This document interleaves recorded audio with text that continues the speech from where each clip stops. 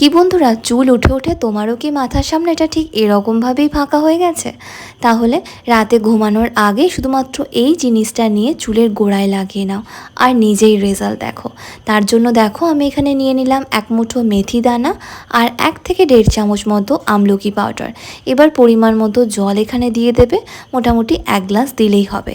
দিয়ে খুব ভালো করে মিক্স করে এটাকে গ্যাসের মধ্যে বসিয়ে ফুটিয়ে নেবে যতক্ষণ না জলের পরিমাণটা হাফ হয়ে যাচ্ছে। তারপর একটা ছাঁকনির সাহায্যে ছেঁকে 1 চামচ অ্যালোভেরা জেল, 1 চামচ কোকোনাট অয়েল দিয়ে খুব ভালো করে মিশিয়ে একটা বোতলের মধ্যে এটাকে ভরে রাখবে। দিয়ে রোজ রাতে ঘুমানোর আগে পুরো স্ক্যাল্পে এটাকে কটনের সাহায্যে লাগিয়ে নেবে। হ্যাঁ বন্ধুরা, ওভারনাইট কিন্তু এটাকে আমাদের চুলের মধ্যে এভাবেই রেখে দিতে হবে। এর ফলে আমাদের চুলের গোড়া মজবুত হবে আর যেখান থেকে চুল উঠে একদম ফাঁকা হয়ে গেছে সেখানে দেখবে নতুন চুল গজাচ্ছে।